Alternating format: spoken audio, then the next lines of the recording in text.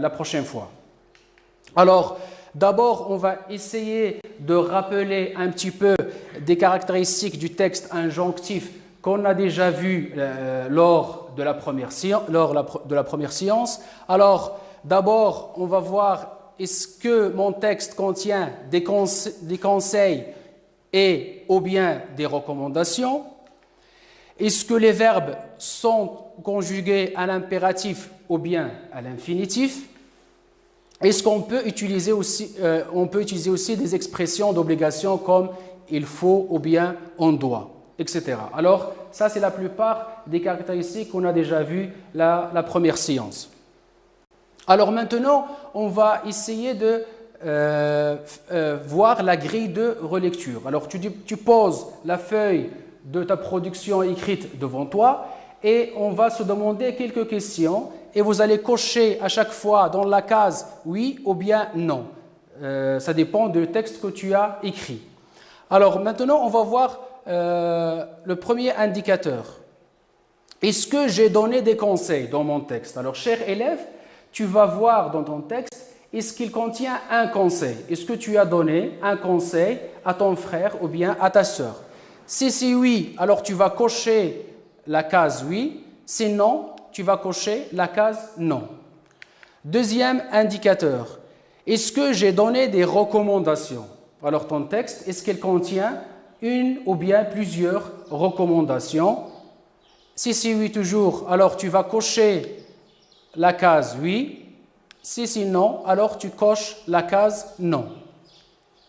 Deuxième, pour le conseil ou bien recommandation, alors ça dépend. Parfois, on peut trouver un texte où il n'y a que des recommandations et parfois, on trouve un texte où il n'y a que des conseils. C'est parfait. Au moins, votre texte doit contenir un conseil ou bien des conseils, une recommandation ou bien des recommandations, ou bien les deux à la fois. Troisième caractère ou bien indicateur de ton texte, tu te demandes la question, est-ce que j'ai écrit les verbes à l'infinitif ou à l'impératif présent?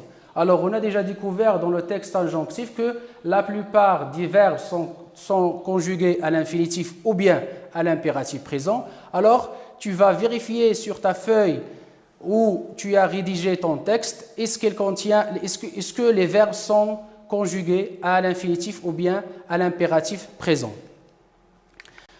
Est-ce que j'ai respecté la ponctuation? Alors, vérifie bien avec moi, cher élève, la ponctuation dans ton texte. Est-ce qu'il y a les majuscules au début de la phrase? Est-ce que tu termines ta phrase toujours avec un point, etc. Alors, et à chaque fois, tu coches la case qui convient. Est-ce que c'est oui, tu coches ici, ou bien non, tu coches là. L'avant-dernier indicateur, tu vas voir si ton texte ne contient pas de fautes d'orthographe. Alors là, tu peux utiliser un dictionnaire ou bien tu demandes à quelqu'un de ta famille de t'aider pour corriger tes fautes d'orthographe et de lexique. Alors maintenant, tu vérifies avec quelqu'un ou bien en utilisant ton dictionnaire s'il y a des fautes d'orthographe dans ton texte. Et finalement, est-ce que mon écriture est lisible et sans rature? Alors, est-ce que ton écriture est propre, il n'y a pas de rature? Est-ce qu'elle est lisible? C'est-à-dire que si, par exemple, tu peux donner ta feuille à quelqu'un de la famille pour la lire, est-ce qu'il ne trouve pas de difficulté dans la lecture? Est-ce que tous les mots sont lisibles pour lui? Et après, tu coches une de ces deux cases, oui ou bien non. Alors voilà, en grosso modo, un peu la grille de la relecture de ton texte injonctif. Si ces indicateurs existent tous dans ton texte, alors c'est parfait, tu as vraiment réussi à produire un texte injonctif. Sinon, alors on va essayer de voir un texte réalisé par un élève de la 6e année de l'enseignement primaire, intitulé « Conseils et recommandations pour mon frère ». Mon petit frère Ali, voici quelques préventions pour éviter coronavirus Covid-19. Je te conseille de te laver régulièrement et correctement les mains à l'eau et au savon. évite de serrer les mains ou de faire la bise, évite les contacts proches avec les personnes malades, tousse et éternue dans le pli du coude ou dans un mouchoir en papier et évite de toucher ton visage avec tes mains. Finalement, reste à la maison et suis tes cours à distance. Alors si on regarde ce texte qui a été réalisé par un élève de la 6e année de l'enseignement primaire, on voit très bien qu'il a mis un titre pour son texte. Il a commencé la phrase par un appel à son frère Ali. Et après, il y a ici, voici quelques préventions pour éviter coronavirus Covid-19. Alors ici, il a commencé par une phrase. Je te conseille de te laver régulièrement et correctement les mains à l'eau et au savon. Ici, on voit le verbe éviter et les conjuguer à l'impératif présent. La même chose ici, évite, c'est éviter. Là aussi, les verbes tousser et éternuer sont conjugués au présent de l'indicatif. Et on voit aussi finalement reste à la maison, c'est-à-dire le verbe rester qui est conjugué au présent à l'impératif présent. Alors, si on veut appliquer la grille de relecture qu'on a déjà vue, alors on voit vraiment qu'il y a des conseils, je te conseille, il y a aussi des recommandations, évite de serrer les mains, évite les contacts, etc. Tousse et éternue dans le pli du coude ou dans un mouchoir. Alors, ce texte contient des conseils et des recommandations. On a déjà vu les verbes qui sont conjugués à l'impératif présent.